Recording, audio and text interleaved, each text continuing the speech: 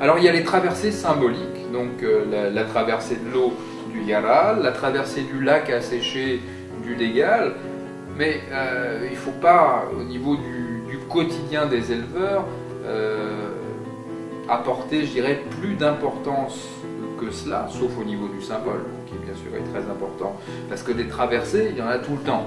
C'est-à-dire que dans ce delta, il n'y a pas de pont, il y a quelques bacs, mais que les bêtes n'empruntent pas. On a le barrage de Marcala qui permet de traverser aux véhicules à un endroit. Le reste du temps, il faut aller dans l'eau pour traverser. Et ça, les troupeaux qui sont en perpétuel déplacement, bon, je ne vais pas exagérer en disant qu'ils sont tout le temps dans l'eau, mais ils sont très souvent amenés à traverser des bras plus ou moins profonds, des courants plus ou moins forts, et donc pour le berger, identifier, gérer les dangers, et également travailler en bonne harmonie avec les maîtres de l'eau.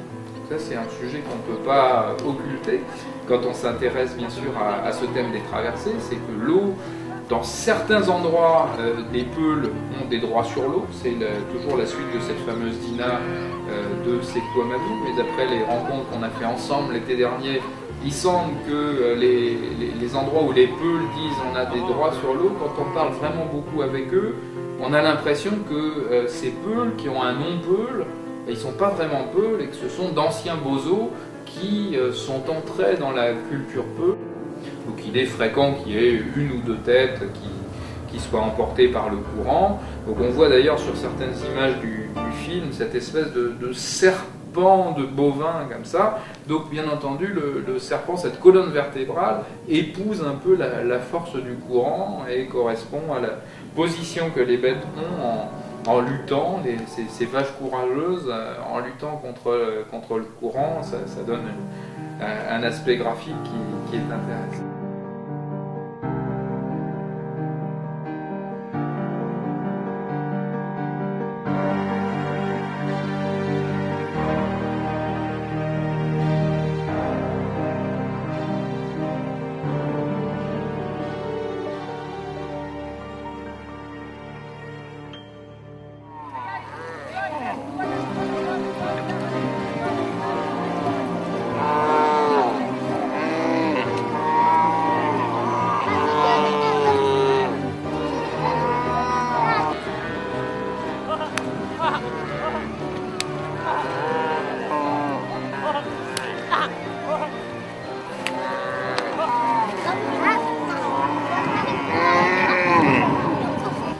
Les relations entre les peuls, les pasteurs peuls et leurs troupeaux, bon, on est quand même dans une forme de douceur. Hein. On voit des mouvements de bâton, on voit des cris, des gestes, mais il y a très très peu de coups donnés à la bête elle-même. Hein.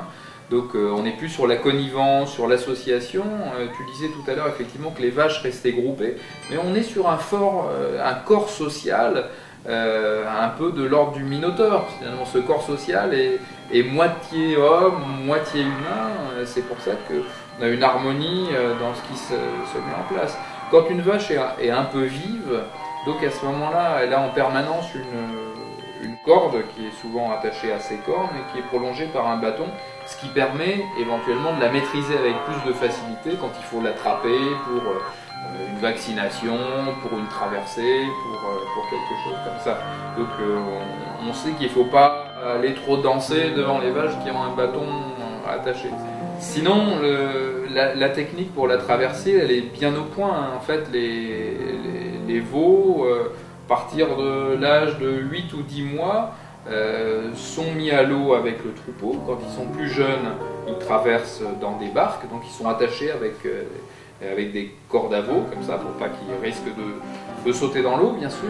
Et ils sont entravés dans la barque, qui est une barque des bozos, bien sûr, et ils traversent. Après, on leur apprend à nager naturellement avec le corps du troupeau, et ils sont vraiment entraînés à ça.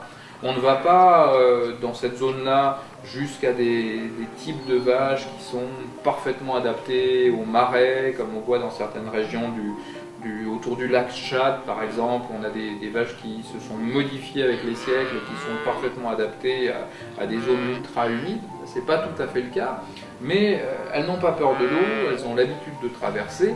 Alors il y a une technique bien sûr, hein, on parlait tout à l'heure de cette connaissance profonde que le berger a de ses animaux. Il connaît ses qualités, il connaît celles qui ont plus de bravoure, ou qui sont prêtes à entraîner le groupe, hein, celles qui ont un certain sens de l'autorité, du charisme, et il va aller à côté de ces vaches-là et il va, entre guillemets, les lancer comme ça dans l'eau pour qu'après, par effet d'entraînement, le troupeau suive. Hein, et derrière le troupeau, on a toujours quelques autres pasteurs qui font des grands gestes et qui lèvent le bras comme ça, et qui poussent devant eux les bestiaux.